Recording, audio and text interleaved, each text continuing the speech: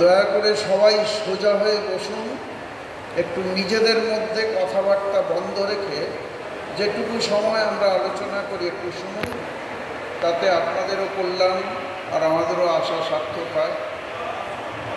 সবাই সোজা হয়ে বসুন এবং বক্তব্য বিষয় একটু শোনার চেষ্টা করুন।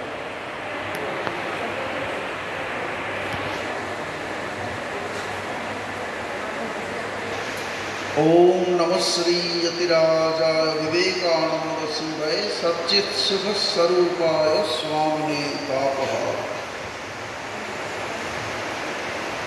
আজকে এই বিশেষ দিনে এই শুভ সন্ধ্যায় আমরা সবাই বর্ধমান শহরের মতো অত্যন্ত ট্র্যাডিশনাল শহর, যেখানে বর্ধমান রাজার জায়গা এবং সেই ট্র্যাডিশনগুলি এখনও অনেকভাবে বেঁচে আছে। বিরাট ইউনিভার্সিটিও এখানে আছে। সেই শহরে আসতে পেরে বেশ নিজেকে খুব ভালো লাগছে এবং সবাই ভালো কাজ নিয়ে উদ্যোগী হয়েছেন, এটাতে আরও আনন্দ হচ্ছে। এই বিষয়েই আমরা এইমাত্র শ্রীমান শান্তনুর মুখে সব কিছু শুনলাম। হসলা কি ভালো কাজে উদ্যোগী হয়েছে। যারা এখানে এসেছেন আজকে এই অনুষ্ঠান শুনতে, অনুষ্ঠানে অংশগ্রহণ করতে এবং নানাভাবে উৎসাহিত করতে, তাদের সকলকে বিশেষ শুভেচ্ছা, অভিনন্দন, নমস্কার এবং নববর্ষেরও বিশেষ শুভেচ্ছা, অভিনন্দন, নমস্কার সকলকে। সকলে ভালো থাকুন, সকলে সুস্থ থাকুন এবং সেই ভালো থাকা সুস্থ থাকা নিয়েই আমাদের যে অনুষ্ঠানের আয়োজন করেছেন হসলার বর্ধমানের টিম এবং এর সঙ্গে শ্রদ্ধা, যারা এল্ডারলি পার্সনসদের, সমস্ত প্রবীণ সিটিজেনদের জন্য ভালো কাজ করে থাকেন, তাদের সম্মিলিত প্রচেষ্টায় এবং আপনাদের সহযোগিতায় সত্যিই ভালো কাজ হচ্ছে। তা Ramakrishna mission institute of culture gold পার্কের তরফ থেকে এর আগেও হসলার এবং শ্রদ্ধার টিমের পক্ষ থেকে আমন্ত্রণ পেয়েছি। বিষ্ণুপুরে, বাঁকুড়ার বিষ্ণুপুরে এসেছি অন্তত দুবার, তারপর এখানেও আসছি। কেন না, রামকৃষ্ণ মিশন যে বিরাট সমুদ্রের মতো এখন পৃথিবী জুড়ে এক বিরাট সেবাকর্মে নিয়ত আছে, যে জন্যে রামকৃষ্ণ মিশন প্রতিষ্ঠা করেছেন স্বামী বিবেকানন্দ তাঁর গুরুর আদর্শ অনুসরণ করে, এবং তাঁর গুরুরই নামে রামকৃষ্ণ মিশন এই বছর 1 মে 1897 128 বছরে পড়ল। 128তম প্রতিষ্ঠা দিবস আমরা পালন করলাম। তো এটার সঙ্গে অনেক মিল আছে যে হসলা বা শ্রদ্ধা যে কাজ করছেন, আপনারা সবাই নিশ্চয়ই জানেন এটা ভালোভাবে। তথাপি আরও ভালো করে আইডিয়া পরিষ্কার হয়ে উঠুক আপনাদের, যে এটাকে কেন্দ্র করে আপনারা অনেক বেশি বিকশিত হতে পারেন। আচ্ছা, আপনারা নিজেদের মধ্যে কথা বলবেন না আমি বলেছি, এখন একদম এদিকেই তাকিয়ে এটা শুনুন। এটাও একটা মানুষের স্বভাবগত হওয়া উচিত। যখন যে কাজটা করব সে কাজটায় সম্পূর্ণ মনোনিবেশ করব, তাহলে পরের জেনারেশন যারা আসবে, বাড়িতে ছেলেমেয়েরা আসছে, তারা ভালো কনসেন্ট্রেশন পাবে, কনসেন্ট্রেশনের অধিকারী হবে। বাবা মা যদি চঞ্চল হন, বাবা মা যদি কোনো কিছু কাজের সময় অন্যদিকে মন দেয়, ছেলেমেয়েরাও সেরকম অব্যর্থভাবে হয়, কিছুতেই সেটা চেঞ্জ করা যাবে। এগুলো সহজ সত্য জেনে রাখবেন। কারণ আমরা রামকৃষ্ণ মিশনের বিভিন্ন প্রতিষ্ঠানের মাধ্যমে হাজার কেন লক্ষ মানুষকে এগুলো শেখাচ্ছি। বাবা মা কী করে ছেলে মানুষ করবেন, আমি অন্তত বহু বছর ধরে এই বাবা মাকে শেখাচ্ছি কী করে ছেলে মানুষ করবেন। ছেলে মানে সন্তান, তাদের চরিত্র গঠন কী করে করবেন, বয়স্কদের কীভাবে সম্মান দিতে হয়, যারা নতুন আসছে তাদের কীভাবে গড়ে তুলতে হয়, ইন জেনারেল সবার ইয়াংস্টার্স যারা নতুন ইয়াং ছেলেমেয়ে দেখছেন, আপনাদেরই একজন নাতি বয়সী এখানে শান্তনু মুখোপাধ্যায়, অথবা যারা এখানে কেউ গান করলেন, অথবা গার্গী বলে মেয়েটি এখানে এসে দেখছেন। অনেক সময় অনেকে পর্দার পিছনে থাকে, সরাসরি লাইন লাইনে আসে না, তারা অনেক সেবা করে, আমি দেখেছি। তো এদের উৎসাহিত করা এটাও একটা কাজ। আজকে রবীন্দ্রনাথের শুভ জন্মদিন, মানে পহেলা বৈশাখ হিসেবে বাংলায় এটি পালিত হয়ে থাকে বহু বছর ধরে। রবীন্দ্রনাথ হচ্ছে স্বামী বিবেকানন্দ মাত্র 1.5 বছরের ছোট ছিলেন। উনি 61-তে জন্ম আর ইনি 63। দুই বিরাট মহামানব কলকাতাতেই এসেছেন। তো দুজনের মধ্যে বন্ধুত্ব ছিল এবং ওনার রবীন্দ্রনাথ সঙ্গীত স্বামীজি গিয়েছেন অনেক জায়গায়। শ্রীরামকৃষ্ণ কোনো জায়গায় রবীন্দ্রনাথকে গিয়ে দেখেছেন, তার বাবা রবীন্দ্রনাথই গান গিয়েছেন, সেই গান শুনেছেন, এটার প্রমাণ আছে আমাদের কাছে। কথার মধ্যেও আপনারা একজন ব্রাহ্মণের বাড়িতে, ব্রাহ্ম ভক্তের বাড়িতে গিয়ে সেটা হয়েছে। তো যাই হোক, এবং স্বামীজির আদর্শের ভাব রবীন্দ্রনাথের মধ্যে অনেক গানে, কবিতায় সেগুলো রিফ্লেক্টেড, আপনারা জানেন। কারণ স্বামী বিবেকানন্দ স্বল্পায়ু ছিলেন, মাত্র 39 বছর 5 মাস 24 দিন তার আয়ু। এইটুকু আয়ু বুঝতেই পারছেন কত। তার মধ্যে পৃথিবীকে হাজার হাজার বছরের মানসিক বা আধ্যাত্মিক উন্নতি, সামাজিকভাবে নিজেকে কী করে আরও সেবাভাবে উদ্বুদ্ধ করা যায় সেই বিষয়ে হাজার হাজার বছরের খুব দিয়ে গেছেন গোটা পৃথিবী মানব সভ্যতায়। সেগুলো রামকৃষ্ণ মিশন শুধু নয়, অনেক অর্গানাইজেশন কাজ করছেন, এমনকি হসলা এবং শ্রদ্ধা যে কাজ করছে সেটাও স্বামীজির আদর্শে ঠিক। স্বামী বিবেকানন্দ বলছেন যে ভারতবর্ষের জাতীয় আদর্শ, আপনারা সবাই এই কথাটা জোরে বলুন তো, ভারতবর্ষের জাতীয় আদর্শ, জোরে বলুন সবাই, ত্যাগ ও সেবা। স্বামী বিবেকানন্দ তাঁর অধ্যাত্ম অনুভূতি থেকে বলছেন ভারতবর্ষের জাতীয় আদর্শ ত্যাগ ও সেবা। যখনই আপনি সেবা করতে যাচ্ছেন, কিছু ত্যাগ করছেন। ভেবে দেখুন যে একটা গরিব কোনো বস্তিতে কোনো ছেলে মেয়েকে পড়িয়ে আসার জন্য আপনার সময় তার নিজের কাজ থেকে সরে এসে ত্যাগ করছেন। কিছু দিচ্ছেন, বই কিনে দিচ্ছেন, তাহলে ত্যাগ স্বীকার করছেন। পড়ানোর জন্য সময় দিচ্ছেন, ত্যাগ স্বীকার করছেন। এই ত্যাগ ও সেবা, ত্যাগ ছাড়া সেবা হয় না। এই যে ছেলেটি এইমাত্র বললো, আমি আমার মা বাবাকে যেভাবে সেবা করি তার চেয়েও বেশি সময় এদের দিচ্ছে, সেটাই তো ত্যাগ, সেটাই তো ত্যাগ।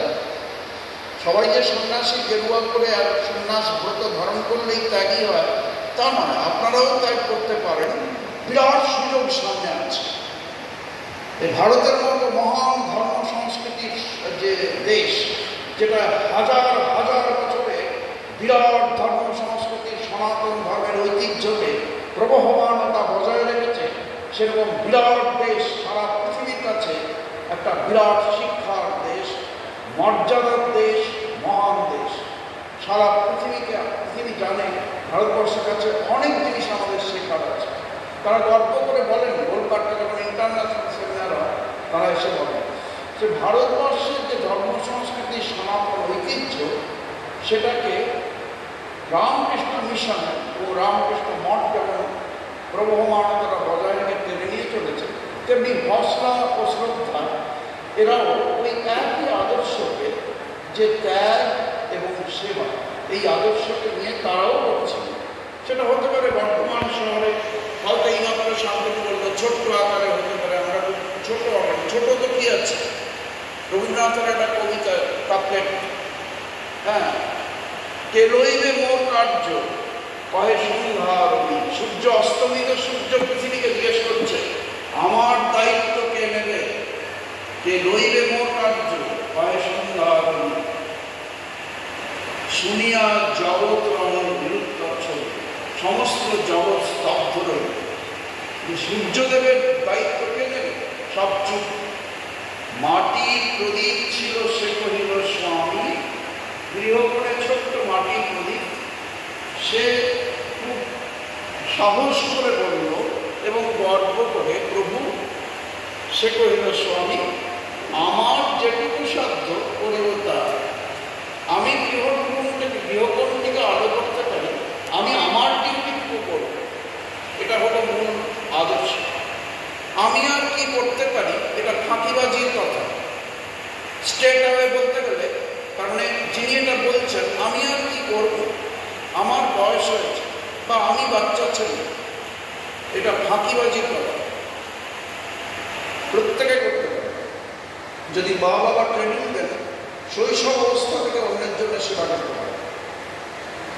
যদি আর একটু বড় হন, আরো বেশি করতে পারে। কিন্তু দেখছেন এখানে কতগুলো ছেলে মেয়ে আছে যারা এটা উদ্যোগী হয়ে করছে। বিষ্ণুপুরেও দেখেছি, মোস্টলি ইয়াংস্টার্স, 18-19 থেকে 30-35-এর মধ্যে বয়স, তারা মূলত উদ্যোক্তা।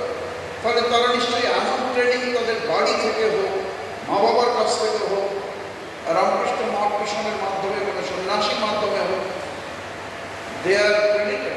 তারা নিশ্চয়ই সেই সম্মান মর্যাদার অধিকারী যে সেবাটাকে নিয়েছে আন্তরিকভাবে। কাজে এটা আজকে এই শুভ দিনে আপনারা প্রতিজ্ঞাবদ্ধ হন। বর্ধমান শহরে যদি হসপিটাল একটা, যদি নয় হয়েছে একটা জায়গা, সেটা আপনারা জেনেও রাখুন। এখানে যেমন রামকৃষ্ণ মিশনে শুধু ইউথদের মোটিভেট করে বা একটা দিক কিছু কাজ করে, তারা বিরাট বিস্তার সারা পৃথিবীতে, বিরাট ইউনিভার্সিটি থেকে গ্রামগঞ্জে দরিদ্রের কুটিরে বন্যা, খরা, দুর্ভিক্ষ, বিভিন্ন ত্রাণে, শিক্ষা একটা মার্ক, একটা ল্যান্ডমার্ক করেছে। সব দিক দিয়ে একটা শাইনিং সামথিং কিছু করেছে। তাই জন্য রামকৃষ্ণ মিশন কোনো বিজ্ঞাপনে দিচ্ছেন না, কিছুই করছেন।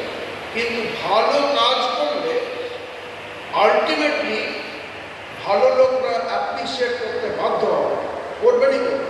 কিন্তু অ্যাপ্রিসিয়েশনের অপেক্ষায় আমরা থাকবো না। যারা হসপিটাল বা শ্রদ্ধার কাজ করছেন তারা কি অ্যাপ্রিসিয়েট করবে, তার অপেক্ষায় যারা ভালো কাজ করেন তারা থাকেন না। তারা কাজ করেন, appreciation surely will come from the society as a whole, from the humanity. যে কোনো বড় প্রতিষ্ঠান তো ছোট থেকেই শুরু হয়। একদিন রামকৃষ্ণ সংঘ আজকে লিখছেন বিরাট পৃথিবীর ব্যাপী, তার দিন সূচনা হয়েছিল বরাবরনগরে একটা বড় ভাঙা ভুতুড়ে বাড়িতে। সেই বাড়িটা এখন রামকৃষ্ণ মঠের সেন্টার হয়েছে অবশ্য। তাহলে দেখুন, পড়ে হিস্ট্রি দেখুন, ছোট ছোট করেই শুরু হয়। কয়েকজন একটা নামমাত্র একটা অভিলবন্ধ হয়ে বরানগর ভাঙা বাড়িতে ছিল। তাদের কারো নাম নরেন্দ্রনাথ, কারো নাম কালীপ্রসাদ, এরকম ধরনের কয়েকজন। তারা পৃথিবীর ব্যাপী এমন রামকৃষ্ণ সঙ্গের বিস্তার হয়েছে, তারা এখন সকলে পূজ্য, পরম পূজ্য হয়ে পুজো পাচ্ছেন, তাদের জন্মতিথি পালন হচ্ছে। আপনারা রবীন্দ্রনাথকে সে দিয়ে কম ভাববেন না। ভারতবর্ষের প্রথম গ্রামীণ ব্যাংক আগে ছিল না, রবীন্দ্রনাথ প্রথম সূচনা করেন। অনেক হয়তো জানেন না, জানুন। তখন এখন নোবেল প্রাইজের টাকাটার পরিমাণ হলো 9 কোটি টাকা। রবীন্দ্রনাথ যখন 1913-তে নোবেল প্রাইজ পেয়েছেন, তখন সেটার অঙ্কটা ছিল মাত্র মানে এখনকার দৃষ্টিতে সেটা ছিল 1,20,000 টাকা। 1,20,000 টাকা। সেটা এখন 9 কোটি টাকা। মানে 1913-তে টাকার দামটা কি ছিল বুঝতে পারছেন নিশ্চয়ই। 1,20,000 টাকা নোবেল প্রাইজের টাকা, সেটা তখন বিপুল পরিমাণ টাকা। কিন্তু সেই টাকাটা রবীন্দ্রনাথ সম্পূর্ণ গ্রামের লোকের কল্যাণে ব্যবহার করেন। গ্রামীণ ব্যাংক খুলে, যাতে গ্রামের গরিব চাষি মানুষ, তারা গরিব মানুষ উপকৃত হয়, এটা তিনি করেন। আর অনেক উদ্যোগ নিয়েছিলেন। শান্তিনিকেতনের কাছে শ্রীনিকেতন, যারা গেছেন জানেন নিশ্চয়ই, তাদের জন্য প্রাণ ঢেলে সেবা করার কাজে উদ্যোগী হয়েছে। ভালো ভালো কৃষি বিজ্ঞানীকে নিয়ে সেখানে কাজের জন্য যুক্ত করেছেন এবং তাদের অনেকটা আমরা চিনি। পারিবারিক সূত্রে আমাদের জয়েনের আগে থেকেই এমনভাবে এই রবীন্দ্র পরিবারের সঙ্গে যুক্ত কেউ ছিলেন, যেগুলো আমি চ্যালেঞ্জ করে বলছি, তাদের আমরা দেখেছি। যারা রবীন্দ্রনাথের সঙ্গে ছিলেন, তার কাছে গান শিখেছেন কাছে বসে বালিকা অবস্থা থেকে, তার আদর্শগুলোকে জানেন, এগুলো আমরাও শুনেছি তাদের কাছ থেকে যারা রবীন্দ্রনাথের সংস্রবে এসেছেন। কাজে আমি বানিয়ে এই সন্ধ্যেবেলায় কিছু বলছি, বা আপনারা যদি বলেন ইনি তো গোলপাড় থেকে এসেছেন সব তালগোল পাঠিয়ে বলছেন, তা নয়, এগুলো সত্যি। হ্যাঁ, তা হসলা বা শ্রদ্ধা যে কাজ করছে এটা ওই একই ভারতবর্ষের সনাতন আদর্শকে অনুসরণ করেই বলবো, ত্যাগ ও সেবা। ত্যাগটা মানে সন্ন্যাসীর মতো বৃহত্যাগী হয়ে চলে আসবেন তার দরকার হয় না। আপনারা যে যেখানে দাঁড়িয়ে আছেন সেখানে থেকে কাউকে সাহায্য করা, এই মনোভাবটাকে জাগিয়ে তুলুন, বাড়িয়ে তুলুন, আরও বেশি করে স্বামী বিবেকানন্দ পড়ে উদ্বুদ্ধ হন, প্রবুদ্ধ হন। ভগবদ্গীতার মধ্যেও একই কথা আছে।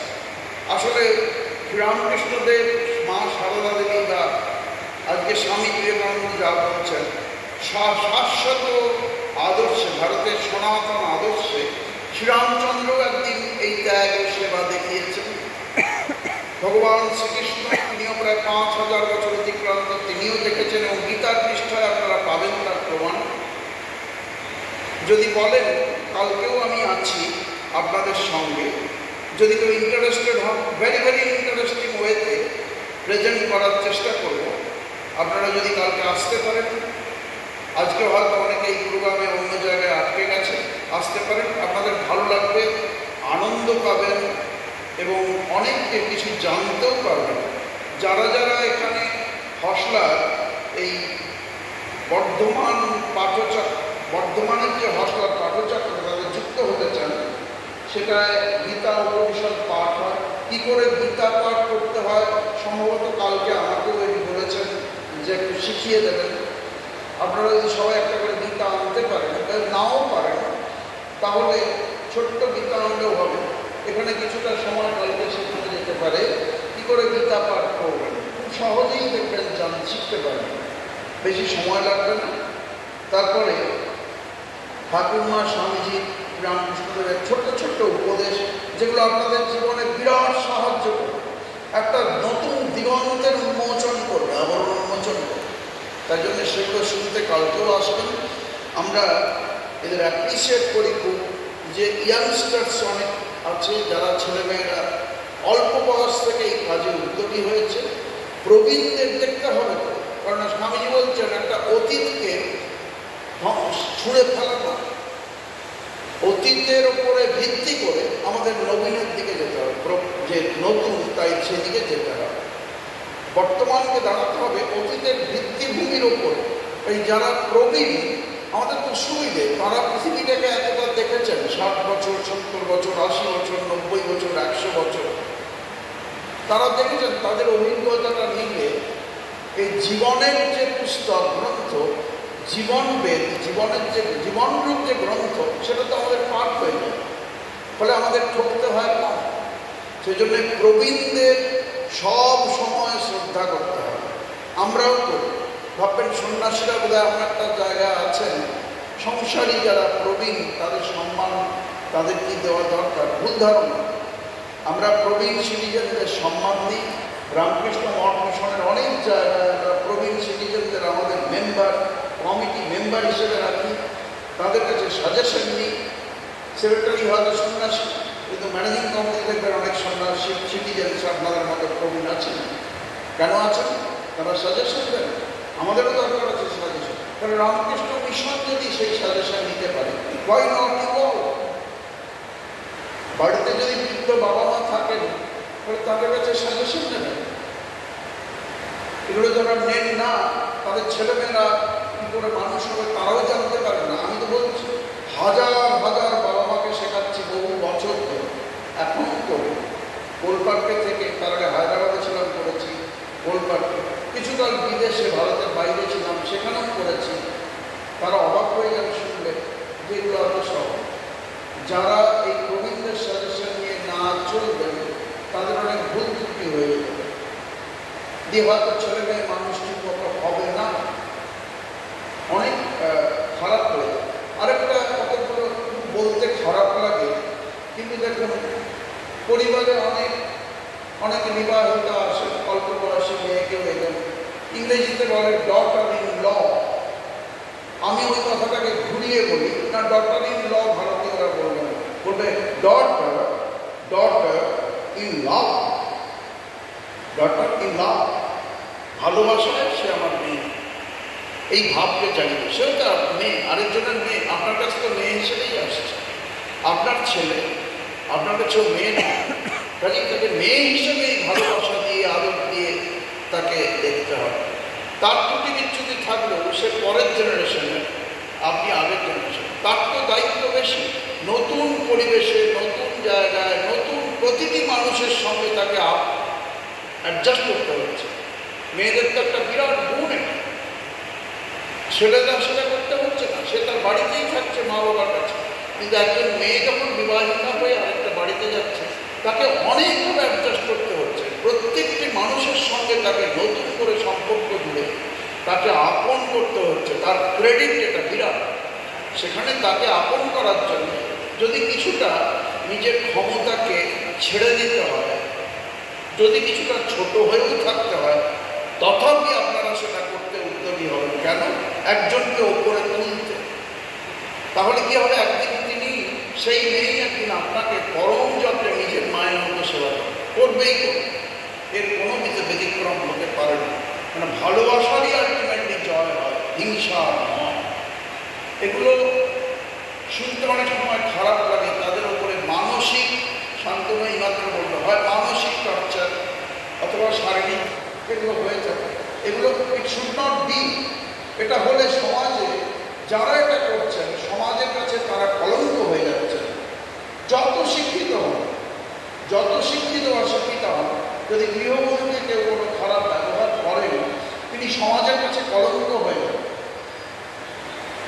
সমাজে থাকতে বলে তাদের এগুলো করতে হবে। আমি বলছি না জোর করে কিছু আশ্রয় নেওয়া, আইনের আশ্রয় নেওয়া, যেন আইনের দিকে যেতেই না, যেন ভালোবাসায় সেই সমস্যার সমাধান। দরকার হলে আপনারা হসলার কাছে বা শ্রদ্ধা যারা কাজ করছেন তাদের কাছে আসুন, সাজেশন দিন। এমনকি রামকৃষ্ণ মঠ মিশনে যদি যাতায়াত রাখেন, পৃথিবীতে কোটি কোটি মানুষ আছেন। রামকৃষ্ণ মঠ এবং রামকৃষ্ণ মিশন, এক কথায় যা বলে রামকৃষ্ণ সংঘ বা রামকৃষ্ণ অর্ডার, সেখানে যারা যোগ রাখেন, আমরা দেখেছি অভিজ্ঞতায়, তাদের এই প্রবলেমগুলো হয় না। কেন হয় না? একটা শুভ উদ্যোগ, একটা বিরাট মহান আদর্শ, সেই আদর্শের সঙ্গে তাল মিলিয়ে তারা চলছেন, আদর্শকে শ্রদ্ধা করছেন। স্বাভাবিকভাবেই তাদের জীবনটা খুব স্মুথ হয়, সুন্দর হয়, এমনকি ডিভাইন হয়। তাদের বাড়িতে গিয়ে দেখেছি পুরো একদম পরিবারের বাচ্চা থেকে বড় সবাই একটা অন্যরকম জগতে আনন্দ, হাসি, পবিত্রতা এইসব নিয়ে, ভগবানের ভক্তি এইসব নিয়ে কাটাচ্ছেন। ছেলেমেয়েরাও দারুণ বিকশিত হচ্ছে। এটা হবেই না। কাজে রামকৃষ্ণ সংঘের সঙ্গে যদি যোগাযোগ রাখেন, অনেক সমস্যার সমাধান হয়ে যায়। আমরা দেখি তাদের বাড়িতে সমস্যা কম, ছোটোখাটো সমস্যা এগুলো হয়তো মিটে গেল। প্রতি পদক্ষেপে তারা কোনো কিছু সন্দেহ হলে, কোনো ব্যবহারের এদিক ওদিক হলে তারা আমাদের কাছে এসে সাজেশন দিন। ব্যাস, সাজেশন দিলে দেখা যায় দুপক্ষই একটা সুন্দর সলিউশন পেল। বা একটা পবিত্র জায়গায় যাওয়া, রামকৃষ্ণ মঠ মিশনের কেন্দ্র, সৌভাগ্য। আপনারা যারা হসলার সঙ্গে এখানে যোগ রাখবেন, এই হসলা বাল্যচক্রালয় আনন্দপল্লী, বড় নীলপুর মোড়, বড় নীলপুর মোড়, ছন্দ আনন্দ নৃত্য শিক্ষা কেন্দ্র। ছন্দ আনন্দ নামটি খুব সুন্দর, নামটিও একটা ছন্দ হয়ে গেছে। ছন্দ আনন্দ নৃত্য শিক্ষা কেন্দ্র। সেখানে হসলার একটা সাপ্তাহিক একটা পাঠচক্র হচ্ছে প্রতি বৃহস্পতিবার। আপনারা যদি এখানে যোগ রাখেন, মিস্টার সুব্রত, শ্রীমান সুব্রত চক্রবর্তী একটু আগে আমাকে তিনি সম্মানিত করলেন, ওনার বাড়িতে এটা হয়। আজকে বাড়িতে হচ্ছে, পরে একদিন দেখবেন হসলার নিজস্ব অডিটোরিয়ামে হচ্ছে, হতেই পারে। একদিন দেখবেন হসলা থেকে, শ্রদ্ধা থেকে প্রচুর মানুষ, তারা জনকল্যাণে বর্ধমানে একটা বিরাট কাজ করে সম্মান অর্জন করছেন, প্রাইজ পাচ্ছেন। এইভাবেই হয়। কিচ্ছু অসম্ভব না, আমরা দেখছি। কাজেই আপনারা সবাই এই পাঠচক্রে যারা আজকে অনুষ্ঠান করলেন, গাইলেন, সময় করে একটু করে ওই পাঠচক্রে অ্যাটেন্ড করবেন, আরও ভালো কী করা যায় জানবেন। প্রয়োজনে এখানে রামকৃষ্ণ মিশনের দুটো কেন্দ্র আছে, আপনারা হয়তো জানেন না। একটি হলো আমি যেখানে এসে উঠেছি, আমি এবং অনিরুদ্ধবাবু আমরা এখানে এসে উঠেছি, সেই আশ্রমটি হলো খুব সোজা মিশন, জায়গাটার নাম বর্ধমানের লোকরা সহজেই জানেন। ডেন্টাল হসপিটাল আছে, ওই কাছাকাছি যে মাঠ আছে দেখবেন, বিরাট মাঠ, ওপাশে শ্যাম সায়রের কাছেই সেন্টারটার নাম আমরা জায়গার নাম দিয়ে বলি। সেন্টারের নাম হলো রামকৃষ্ণ মিশন শ্যাম সায়র, পূর্ব বর্ধমান। বর্ধমান শহরে এই একটি সেন্টার, আরেকটি আছে কাটোয়া রোডে, স্টেশন থেকে সেটাও 10 মিনিটের রাস্তা, টোটোতে করে গেলে 10 মিনিটের রাস্তা, সেটাও 10 মিনিট, এটাও স্টেশন, বর্ধমান স্টেশন থেকে 10 মিনিট। শুনলাম এখানে গেস্ট হাউসও হয়েছে, আপনারা মাঝে মাঝে গিয়ে যদি ওই গেস্ট হাউসে মহারাজের পারমিশন নিয়ে অবশ্যই যদি একটু থাকেন, একটু দান ধ্যান করবেন, একটু দেখবেন, মহারাজকে জিজ্ঞেস করে কীভাবে আরও যুক্ত হতে পারেন, তাহলে দুটো রামকৃষ্ণ মিশনের সেন্টার আছে বর্তমানে, একটা গৌরবে। আপনারা ওদের কাছে সাজেশন নিতে পারেন। হসলা পাঠচক্রে এখানে নানা জিনিস শেখানো হয়, গীতা পাঠ শেখানো হয়, তারপর নানা রকম আলোচনা হয়। শুধু যদি খাচ্ছি যাচ্ছি ঘুমোচ্ছি আর কোনো রকমের দিন পার করছি, এটা বয়স্কদের পক্ষেও ভালো নয়। বয়স্করা ছোটদের শেখার এবং ভাবের আদান প্রদান করার সুযোগ পাবেন পাঠচক্রের দ্বারা, একটা সুবিধা হয়। রামকৃষ্ণ মঠ মিশনেরও বিভিন্ন জায়গায় ভারতবর্ষে এবং ভারতের বাইরেও, আমিও কয়েক জায়গায় গিয়েছি। আমেরিকায় আমাদের 14টা সেন্টার আছে, সাব সেন্টার নিয়ে হবে প্রায় 25টা। বুঝুন, বিশাল দেশ, ভারতের 3 গুণের বেশি সাইজ, সেখানে এতগুলো সেন্টার, সাব সেন্টার, প্রায় সবগুলোই আমি গেছি। সেখানে দেখি সেখানেও পাঠচক্র, স্টাডি সার্কেল থাকে, ভক্তরা আসছেন, তারা নানাভাবে সেবা দিচ্ছেন। সাধুরা বলার আগে তারা সেবা করতে প্রস্তুত। ভারতীয় না হয়ে তারা ধরুন এত সেবা করে, ফলে আমরা ভারতীয় হয়ে যদি সেবার দিকে না যাই, খুবই দুঃখের এবং লজ্জার হয়। আপনারা সবাই সেইভাবে যুক্ত থাকেন। ক্যানাডায় গেছি, ক্যানাডাতেও ওখানে আছে, ক্যানাডায় আছে, লন্ডনে আমাদের সেন্টার আছে, এমনকি কাতার, দুবাই ধরুন, সেখানে একটা ইসলামিক কান্ট্রি, কিন্তু সেখানে রিসেন্টলি সেখানে হিন্দু টেম্পল হয়েছে, সেখানেও হাজার হাজার লোক এসছেন। এমনকি দুবাইয়ের যে এমিরেটস, তারা সমস্ত এসছেন, আপনারা দেখেছেন, আমাদের জানে না। আশ্চর্য, জগতে একটা পরিবর্তন আসছে। এই সনাতন ধর্মের বিরাট ধর্ম সংস্কৃতির যে ঐতিহ্য আর তার যে আদর্শ, ত্যাগ ও সেবা, এটাকে এগিয়ে নিয়ে যাওয়ার দিকে বিরাট রামকৃষ্ণ সংঘ যেমন করছে, তেমনি হসলা বা শ্রদ্ধা এরাও করছে। এরা ছোট্ট আকারে হলেও বিরাট করছে, ওদের দিক থেকে এটা বিরাট কাজ। তার মধ্যে কালচারাল ফাংশনে দেখুন, আজকে সুন্দর সব সিস্টার্সরা এলেন, sisters and brothers of Bardhaman, তারা সুন্দর গান করলেন আর আরও সব প্রোগ্রাম করলেন। হয়তো এখনও প্রোগ্রাম বাকি আছে নাচ হবে। আচ্ছা, নাচও আমি খুব পছন্দ করি। হয়তো রামকৃষ্ণ মিশনে না এলে আমি একটা নাচিয়ে হতে করতাম, আমার নাচে খুব ইন্টারেস্ট, ওড়িশি ডান্সার হতে করতাম। কিন্তু শ্রীরামকৃষ্ণ এক একজনের জীবনকে এক একভাবে করেন। উনি এদিকে টেনে নিয়ে চলে এসছেন, এখন রামকৃষ্ণ মিশনে এসে সন্ন্যাসী হয়ে গেছে। এমনি ধরুন হাইলি ট্যালেন্টেড এবং অনেক গুণী ছেলেরা আছে, মেয়েরাও আছে। সারদা মঠ, শ্রী সারদা মঠ, রামকৃষ্ণ সারদা মিশন আছে, সারদা রামকৃষ্ণ মিশন, তাতে এবং রামকৃষ্ণ মিশনে এত ছেলেরা আসছেন, খুব গুণী ছেলেরা, বিরাট ত্যাগের কাজ করছেন, সেবার কাজ করছেন বাড়িতে। শেষে দেখছেন আর বাড়ির 4 দেওয়ালের মধ্যে থেকে সম্ভব। বাবা মাও দেখেছেন, তারা ছেড়ে দিয়েছেন, তারা কেউ এসে সঙ্গে পৌঁছে দিয়ে গেছেন যে এই ছেলেকে তৈরি করেছে, এবার বিরাট কর্মক্ষেত্রে তারা কাজ করুন, জনকল্যাণে সমগ্র জীবনটা দিন। লোকে একটু অর্থ দান করে, গরিবকে একটা পেন দিল, খাতা দিল, বই দিল, তারা তো সন্তানকেই দিয়ে দিচ্ছে।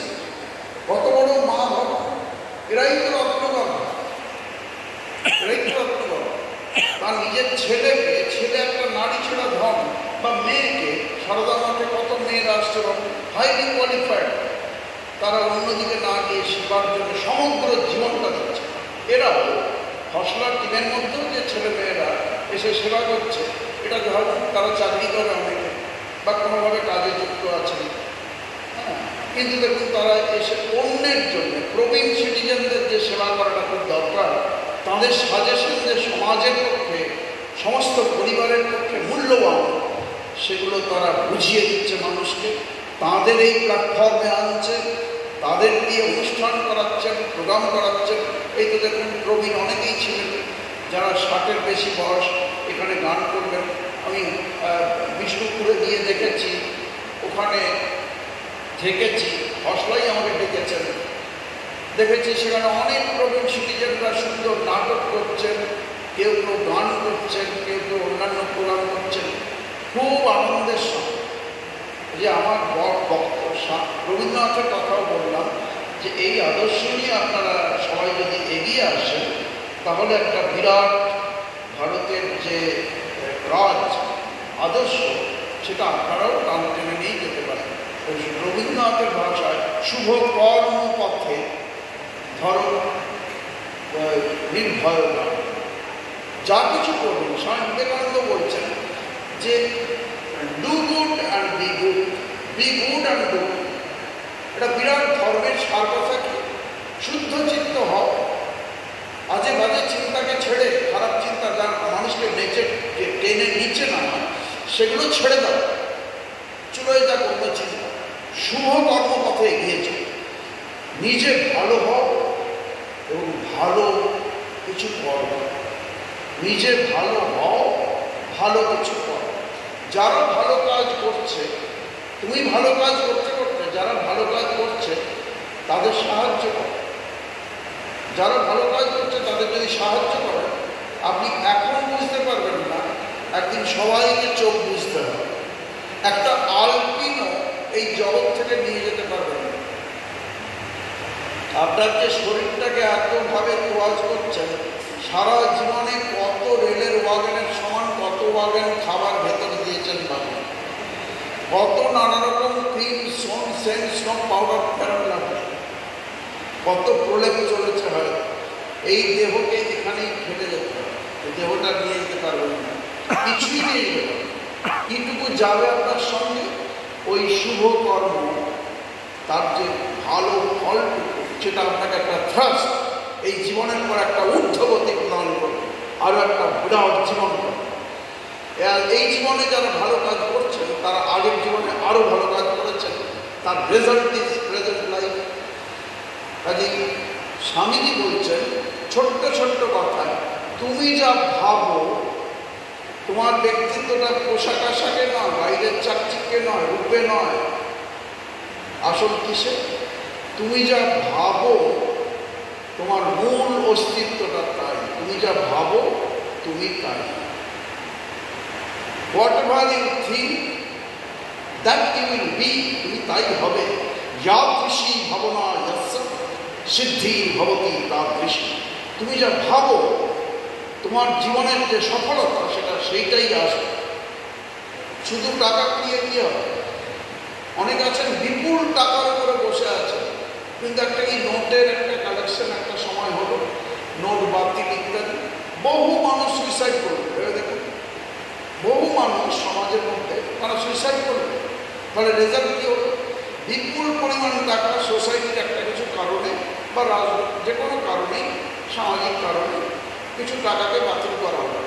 তিনি এত টাকা জমিয়েছেন যে তিনি মারা গেলেন বা আত্মহত্যার পর বেছে নিচ্ছেন। ফলে টাকার রেজাল্ট কি আত্মহত্যা করা?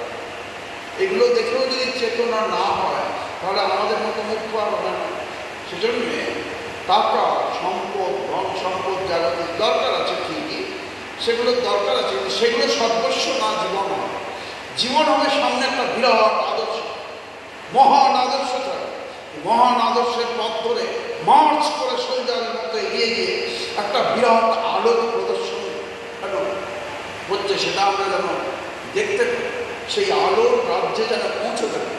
তাহলে চোখ বোঝার আগেই, শেষ যেদিন চোখ বুঝবে তার আগেই গোটা শরীরে রোমাঞ্চ হবে। এই যে ত্যাগ ও সেবার আদর্শ যদি সত্যি প্রস্তুতি কেউ নেন, গ্রহণ করতে পারেন মনে প্রাণে, তাহলে ভেবে দেখুন তারা শরীর যখন ত্যাগ করবে, মানুষ যখন দেহ ত্যাগ করবে, সমস্ত লোমকূপ দিয়ে, সমস্ত শরীর দিয়ে একটা চাম, একটা সত্যিকারের দিব্য ভাব অনুভূত হবে। দেখতে পাবেন আমি চির অন্ধকারের রাজ্যে যাচ্ছি না, আলোক সমুদ্রে প্রবেশ করছি, অনন্ত আলোকের রাজ্যে আমি প্রবেশ করছি। এটা তিনি দেখতে পাবেন, অনুভব করবেন, অন্তরের অন্তঃস্থল থেকে সেই স্বতঃস্ফূর্ত সেই ভাব জেগে উঠবে। এটা হবেই না। সেই জন্যেই এত ছেলেমেয়েরা দেখুন গৃহত্যাগ হয়ে আসছে। কিসের জন্য? তারা কি ভিকারির বাড়ি? না খেতে পারে না, হাওয়াতে পারে না, তারা অনেকে হাইলি কোয়ালিফাইড আছে। কেউ কেউ ছেলেরা হয়তো আমেরিকায়, ইংল্যান্ডে বা ইউরোপের কোনো দেশে, সেখানে ভালো ভালো ইনকাম করতেন, লক্ষ লক্ষ টাকা, সে টাকা ভারতের ইনকামের অনেকের ইনকামের তুলনা হবে অনেক দেশে।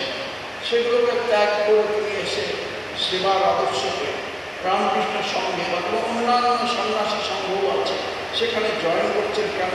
সমগ্র জীবনটা সেবার জন্য দিন। তারা কি ভাবছেন কিছু অনুভব নেই তাদের? সেই জন্যে অনুভবটা আপনার নিজস্ব, সেই অনুভবের কোনো বিকল্প হয়। আজকে আমরা সংক্ষেপে যেটুকু আলোচনা করলাম, যদি সত্যি সত্যি আপনারা ত্যাগ ও সেবার আদর্শকে নিয়ে যাদের কাছে প্রবীণ, কাছাকাছি প্রবীণ মানুষরা আছেন, তাদের যতটা সেবা করতে পারেন, সবসময় যে টাকার দরকার হয় সেবা করার জন্য তা নয়। কিন্তু এই এর হস্তা কীভাবে করছে দেখুন। সেই জন্যে এগুলো আপনারা প্র্যাকটিস করুন, দেখবেন খুব স্বাভাবিকভাবেই ছোটরা ছোটদের মতো এই সেবার আদর্শে নিয়ে চলুন। গৃহবধূরা গৃহবধূদের মতো যতটা সামর্থ্য এই খসড়া পাঠ্যচক্রে অ্যাটেন্ড করে আইডিয়া ক্লিয়ার করবেন। যদি পারেন, কোনো সন্দেহ হয়, আমাদেরও ফোন নাম্বারের কাছে আছে, নিয়ে আপনি ফোনে যোগাযোগ করতে পারেন, আমরাও ক্লারিফাই করে দেবো। যদি ফোনে পেলেন না, তাহলে আমরা ইচ্ছুক নই এটা ভাববেন না। ধরুন আমার একটা সেলফোন আছে, আমি এখনো অফ করে রেখেছি, কেন? আমি প্রোগ্রামে আছি। প্রোগ্রাম হয়ে গেলে যদি কেউ কল করেছে positively, I will call him back. কেন না? আমি ব্যস্ত ছিলাম, বলুন কী বলছেন, ক্লারিফাই করে নিতে পারেন। কিন্তু জীবনটা শুধু যেন খাচ্ছি যাচ্ছি ঘুমাচ্ছি, সেটা পশু জীবনের সঙ্গে কোনো পার্থক্য নেই। তাই স্বামীজির একটা সুন্দর কথা ইউথদের দেখে তিনি বলছেন, তথাপি এটা সবার জন্যই অ্যাপ্লিকেবল। সেই বাণীটি আমি কোট করে আজকে আমার বক্তব্য বিষয় শেষ করছি। স্বামীজির বাণীটি সুন্দর দেখুন। ওঠো, ওঠো মানে যেখানে আছো সেখান থেকে ওঠো, যে জায়গায় তুমি আছো সেখান থেকে ওঠো। জাগো, জাগো মানে এই যে যেগুলো বললো অ্যালার্টনেস, বি অ্যালার্ট। কি বিষয়ে অ্যালার্ট? সচেতনতা। কি বিষয়? সচেতনতা তোমার মনুষ্যত্ব বিষয়, মানবিক গুণগুলোকে জাগিয়ে তোলার বিষয়ে জেগে ওঠো, বি অ্যালার্ট। ওঠো, জাগো, আর ঘুমিও না। সকল অভাব, সকল দুঃখ ঘোচাবার শক্তি তোমাদের নিজেদের ভেতরেই রয়েছে।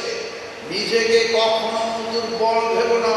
তোমার মধ্যে অনন্ত শক্তি, অনন্ত সম্ভাবনা।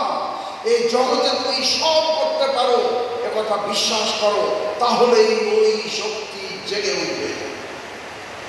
কয়েকটা লাইন কিন্তু দেখেছেন কেমন শক্তি লুকিয়ে আছে। এটা কোথা থেকে? স্বামী বিবেকানন্দের জীবনটা ওইরকম বলে কথায় জোর আসছে। তাই এই আদর্শ আপনারা অনুসরণ করুন। পুরো বাড়িটি আরেকবার আমি পাঠ করে দিচ্ছি, শুনে নিন। ওঠো, জাগো, আর ঘুমিও না। সকল অভাব, সকল দুঃখ ঘোচাবার শক্তি তোমাদের নিজেদের ভেতরেই রয়েছে। নিজেকে কখনো দুর্বল ভেবো না। তোমার মধ্যে অনন্ত শক্তি, অনন্ত সম্ভাবনা। এই জগতে তুমি সব করতে পারো, একথা বিশ্বাস করো, তাহলেই ওই শক্তি জেগে উঠবে। এটা সত্যি। সকলে ভালো থাকুন, সুস্থ থাকুন। কালকে কি আপনারা সবাই আসবেন? দুজন আসবেন বলছেন, সবাই আসবেন না? আচ্ছা, কষ্ট করে হাত তুলছেন, জোরে হাত তুলে বলুন যে কালকে আমরা আসছি। সকলেই আসতে পারেন, আসুন, শুনুন, আইডিয়াগুলোকে ক্লিয়ার করুন। আমি হসলাকে শ্রদ্ধার সঙ্গে যারা যুক্ত তাদের, এবং বর্তমানে হসলা পাঠচক্রের সঙ্গে যারা যুক্ত আছেন, যারা যুক্ত আছেন, সেই সব সিস্টার্স ব্রাদার্স অফ বর্ধমান, সকলকে আমি শুভেচ্ছা অভিনন্দন জানাচ্ছি।